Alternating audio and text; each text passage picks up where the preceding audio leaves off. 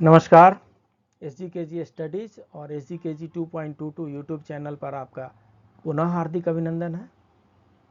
और इस सेशन में हम न्यायालय में 15 अक्सर इस्तेमाल की जाने वाले शब्दों के बारे में डिस्कस करेंगे। न्यायालय में, अदालत में, कोर्ट में बहुत प्रकार के शब्दों का प्रयोग किया जाता है। कुछ इम्पोर्टेंट शब्द ऐसे होते हैं जिनका बार बार प्रयोग किया जाता है।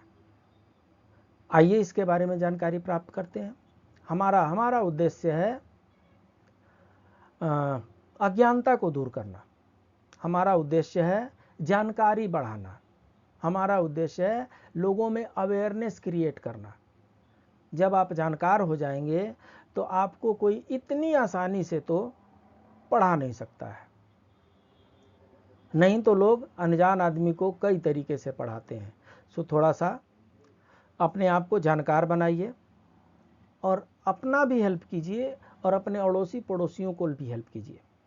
हमारा उद्देश्य ये है कि सभी सुखी रहें और सभी को सुखी रहने दें। आइए देखते हैं ये जो 15 शब्द हैं, इनमें से पहला है याचिकाकर्ता। पिटिशनर इनको कहते हैं। याचिकाकर्ता उस पक्ष को संदर्भित करता है जिसने मामले की समीक्षा के लिए सर्वोच्च न्यायालय में याचिका दायर की थी। इस पक्ष को अदालती मामलों में याचिकाकर्ता या अपीलकर्ता के नाम से जाना जाता है। ये क्या है? पेटिशनर है। Petitioner refers to the party who filed a petition in the Supreme Court for review of the matter. This party is known as petitioner or appellant in the court. याचिकाकर्ता का अर्थ होता है जो अपना पिटीशन, जो अपना case है, जो सबमिट करते हैं। पहली पार्टी सबमिट करती है, दूसरी पार्टी उसका जवाब देती है। जो पहली पार्टी जो सबमिट कर रही है उसको पेटिशनर कहते हैं। हिंदी में उसको याचिकाकर्ता कहते हैं। ठीक है साहब।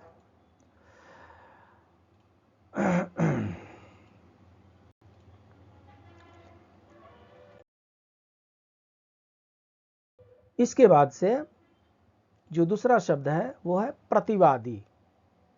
एक तो हो गए वादी जो याचिकाकर्ता हो सकते हैं, और जो दूसरी पार्टी होगी उसको प्रतिवादी कहते हैं। प्रतिवादी पार्टी को मुकदमा चलाने या कोशिश करने के लिए संदर्भित करता है और इसे अपीलीय के रूप में भी जाना जाता है। प्रतिवादी वह पक्ष है जिसके खिलाफ याचिका दायर की जाती है। जो याचिका दायर करते हैं वो याचिकाकर्ता कहलाते हैं, और जिनके विरुद्ध याचिका दायर की जाती है वो प्रतिवादी कहलाते हैं। विशेष रूप से अपील में प्रतिवादी या तो नीचे की अदालतों से वादी या प्रतिवादी हो सकते हैं, क्योंकि कोई भी पक्ष निर्णय की अपील पर कर सकता है जिसे खुद को याचिकाकर्ता और प्रतिवादी वादी बना सकते हैं। कहने का मतलब यह है कि court to court, case to case वादी प्रतिवादी बदलते रहेंगे। सेम पार्टी अगर एक जगह पे वादी है और दूसरी पार्टी प्रतिवादी है तो हो सकता है कि कोर्ट के जजमेंट के बाद से जो प्रतिवादी है जिसके विरुद्ध ये केस आया है वो अपील में चली जाए। तो वो अपील में चली गई तो अब वो वादी हो गई, और जो दूसरी पर जो पार्टी जो वादी हुआ करती थी वो प्रतिवादी हो गई। नहीं समझे? लोअर कोर्ट में ए ने बी के अगेंस्ट में कुछ केस फाइल किया है। जो जजमेंट आया ए ने बी के अगेंस्ट में फाइल किया है, तो ए वादी हो गए और बी प्रतिवादी हो गए। जो फाइल करते हैं पिटीशन केस उनको वादी कहते हैं, और जिनके विरुद्ध फाइल किया जाता है वो प्रतिवादी कहते हैं। जब जजमेंट आया तो जजमेंट जो है प्रतिवादी के विरुद्ध आया, मतलब वादी के सपोर्ट में जजमेंट आया, और प्रतिवादी के विरुद्ध आया। अब प्रतिवादी अगर अपील में जाते हैं तो जब अपील में ये जाएंगे तो अब ये पिटीशन फाइल कर रहे हैं ना, बी फाइल कर रहा है पिटीशन, तो जब जो पार्टी हारी है वो पार्टी पिटीशन फाइल कर रही है। जब पार्टी हारी हुई पार्टी जब पिटीशन फाइल कर रही है तो जो ये प्रतिवादी थी अपीलीय कोर्ट में अब ये वादी बन गई, और जिनके अगेंस्ट में हो रहा है अब ये प्रतिवादी बन गए। तो ये वादी प्रतिवादी ये शिफ्ट होता रहता है, डिपेंड करता है अपील वगैरह के पोजीशन पे। अब प्रतिवादी को इंग्लिश में रिस्पोंडेंट कहते हैं। Respondent refers to the party being sued और tried and is also known as appellant. Respondent is the party against whom a petition is filed, especially on an appeal. The defendant can be either a plaintiff or the defendant from the court below, as either party can appeal the judgment, making itself a petitioner and the defendant.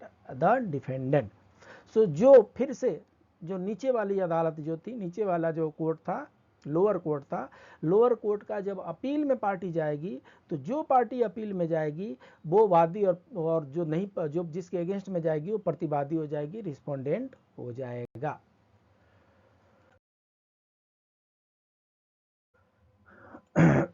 इसके बाद है civil suit. तो एक civil suit तब शुरू होता है जब एक कानूनी व्यक्ति दावा करता है कि उसे किसी अन्य व्यक्ति या व्यवसाय के कार्यों से नुकसान हुआ है। शिकायत दर्ज करके अदालत से वो राहत मांगता है। अधिकांश सिविल सूट सिविल प्रक्रिया संहिता के सुस्थापित सिद्धांतों द्वारा निर्देशित होता है। इकू ज्यादा हिंदी हो गया है, ये सीपीसी है, सिविल प्रोसीजर कोड है। सो सिविल प्रोसीजर कोड के द्वारा जो सिविल सूट है उसको संपादित किया जाता है। सिविल सूट में बिजनेस का इशू, भूमि का डिस्प्यूट, ये सब जो डिस्प्यूट हैं वो सब सिविल सूट में जाते हैं। ये तब तक सिविल सूट में रहेंगे जब तक कि झगड़ा झंझट नहीं होता। अगर झगड़ा झंझट हो गया और आईपीसी के कोई भी सेक्शन हिट हो गए तो वो क्रिमिनल सूट हो जाएगा, वो जो है आपराधिक हो जाएगा। अभी ये सिविल सूट है, वो क्रिमिनल सूट हो जाएगा।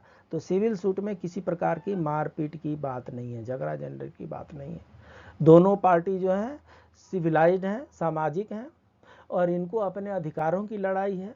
अधिकारों पर कुछ कन्फ्यूजन है और ये कोर्ट में जा करके अपने अधिकारों का संरक्षण करवाते हैं। तो इसको सिविल सूट कहते हैं। और civil suit begins when a legal person claims that it has been harmed by the action of another person or business and seeks relief from the court by filing a complaint. Most civil suits are guided by well established principles of the code of civil procedure.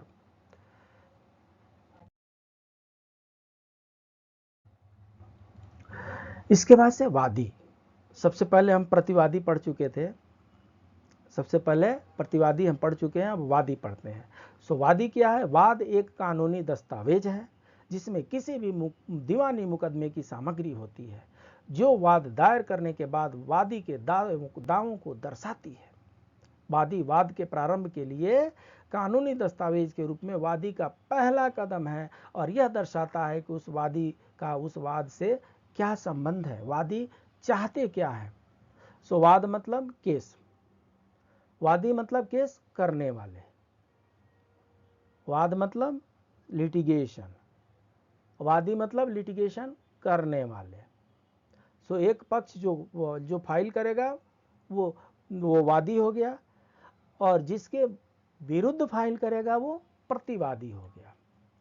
सो वादी को English में plaintiff कहते हैं। Plaintiff is a legal document containing the contents of any civil suit which shows the claim of the plaintiff after the suit is filed. Plaintiff is the first step of the plaintiff as a legal document for the commencement of the suit and it shows that what the plaintiff wants from the suit. So plaintiff जो वादी हैं वो चाहते क्या है वो चीज वो अपने प्लेंट में मेंशन करते हैं। इसके बाद से है प्रतिवादी। अदालती कार्यवाही में एक प्रतिवादी वह व्यक्ति होता है जो या तो आपराधिक मुकदमे में अपराध करने का आरोपी पक्ष होता है या जिसके खिलाफ दीवानी मामले में किसी प्रकार की नागरिक राहत की मांग की गई है। उपयोग में एक शब्द प्रतिवादी है। सो एक जिन्होंने पिटीशन फाइल किया, जिन्होंने क्लेम किया, जिन्होंने केस किया वो वादी हो गए और जिनके विरुद्ध केस हुआ, जिनके विरुद्ध लिटिगेशन हुआ, जिनके विरुद्ध कोई क्लेम फाइल किया जाता है वो प्रतिवादी हो गए। सो प्रतिवादी को इंग्लिश में डिफेंडेंट कहते हैं। In court proceedings, a defendant is a person who is either a party accused of the committing an offense in a criminal trial or against whom some form of civil relief is sought in a civil case. Another word is used is respondent. So defendant को respondent के नाम से भी जाना जाता है। अब आइए अभियुक्त की बारी है। अभियुक्त को आरोपी भी कहते हैं। सो आरोपी शब्द को कोड में विशेष रूप से परिभाषित नहीं किया गया है, लेकिन जो हम आमतौर पर समझते हैं वह यह कि अभियुक्त का अर्थ उस व्यक्ति से होता है जिस पर कानून के उल्लंघन का आरोप लगा है, जिसके लिए वह उत्तरदायी है। यदि दोषी पाया जाता है तो उसे दंडित किया जाएगा, अगर दोषी नहीं पाया जाता तो निर्दोष साबित होगा। सो दूसरे शब्दों में एक व्यक्ति जिस पर अपराध करने का आरोप है, जिस पर अपराध करने का आरोप है उसे अभियुक्त कहते हैं। इंग्लिश में उसको एक्यूज्ड कहते हैं। So the accused is not specifically defined in the code, but what we generally understand is that accused means a person who is accused of a violation of law for which he is liable and will be punished if found guilty.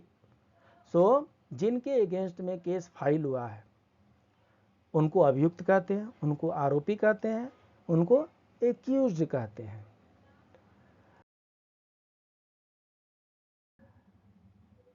इसके बाद से प्रतिवादन है। एक प्रतिवादन एक संदिग्ध और विदेशी अपराधी को प्राप्त करने वाले राज्य को प्रस्तुत करने या संभालने का एक कार्य है। प्रत्यर्पण तो आपने सुना ही होगा। सो जो प्रत्यर्पण है जिसको इंग्लिश में एक्स्ट्राडिशन कहते हैं। सो एक्स्ट्राडिशन प्रत्यर्पण का ही दूसरा नाम प्रतिपादन है।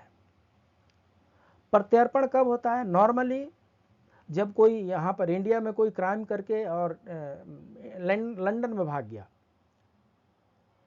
लंदन की पुलिस उसको पकड़ती है, उसके बाद से इंडियन गवर्नमेंट वहाँ से रिक्वेस्ट भेजती है कि ये हमारे यहाँ कुछ क्राइम करके ये महाराज भागे हैं और इनको हमें आप दे दीजिए। उसको क्या बोलते हैं? एक्स्ट्राडिशन कहते हैं। उसको क्या बोलते हैं? प्रत्यर्पण बोलते हैं। उसको क्या बोलते हैं? प्रतिवादन बोलते हैं।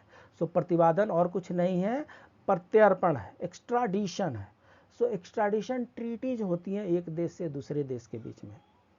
उस ट्रीटी के अनुसार आपका अगर कोई क्रिमिनल वहाँ से क्राइम करके हमारे कंट्री में आता है, हम उसको आपको वापस कर देंगे, और मेरा अगर कोई क्रिमिनल आपके देश में जाकर के छुपता है, आप उसे हमें सुपुर्द कर दीजिए, आप हमें लौटा दीजिए। उसको एक्स्ट्राडिशन कहते हैं, प्रतिपादन कहते हैं, प्रत्यर्पण कहते हैं। अपराधी, क्रिमिनल, एक अपराधी को कई अलग अलग तरीकों से परिभाषित किया जा सकता है। प्रारंभ में अपराधी वह व्यक्ति हो सकता है जिस पर किसी अपराध का आरोप लगाया गया हो। इसके बाद एक अपराधी वह व्यक्ति हो सकता है जिस पर किसी अपराध के ग्रैंड जूरी द्वारा अभियोग लगाया गया हो। एक अभियोग निष्पक्ष लोगों के एक पैनल द्वारा एक खोज की जाती है कि व्यक्ति के खिलाफ आरोप दायर करने के पर्याप्त सबूत हैं या नहीं। पर्याप्त सबूत मिल जाते हैं तो उसको अपराधी कहते हैं। अपराधी को इंग्लिश में क्रिमिनल कहते हैं। सो ये अपराधी को इंग्लिश में क्रिमिनल कहते हैं। तो इस तरीके से हमने कुछ गिने चुने न्यायालय के शब्दों का जो बहुत ही कंफ्यूजन पैदा करते हैं, जो बहुत दुविधाजनक होते हैं। ऐसा इसलिए होते हैं क्योंकि ये उर्दू फारसी के शब्द हैं, हमें कम समझ में आते हैं या नहीं भी समझ में आते हैं। तो उनकी जानकारी हमने आपसे शेयर की। आपको हमारा ये सेशन कैसा लगा कमेंट बॉक्स में आप ज़रूर लिखें, और अगर अभी तक आपने सब्सक्राइब नहीं किया है तो हमारा SGKG स्टडी चैनल सब्सक्राइब करें, लाइक करें, अपने दोस्तों के बीच में शेयर करें। ये क्या है? ये गुरु ऋण है। हमारे गुरु ने हमें शिक्षण दिया था, उनका ऋण उतर गया, हम ऋणी हो गए, और हम किसी और को शिक्षित कर रहे हैं, हम अपना ऋण उतार रहे हैं। सो ये समाज के द्वारा जो प्राप्त हमें शिक्षण है, उस शिक्षण को हम आपके पास ला रहे हैं।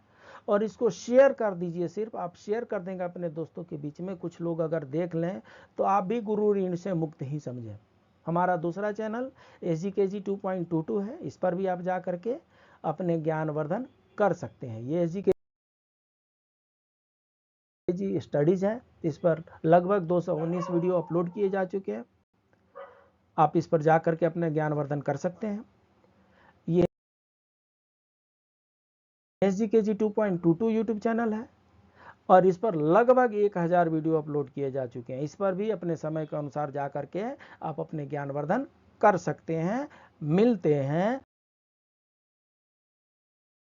अगले सेशन में एक नए चैप्टर के साथ, एक नए जानकारी के साथ, एक नए अवेयरनेस के साथ। तब तक के लिए नमस्कार।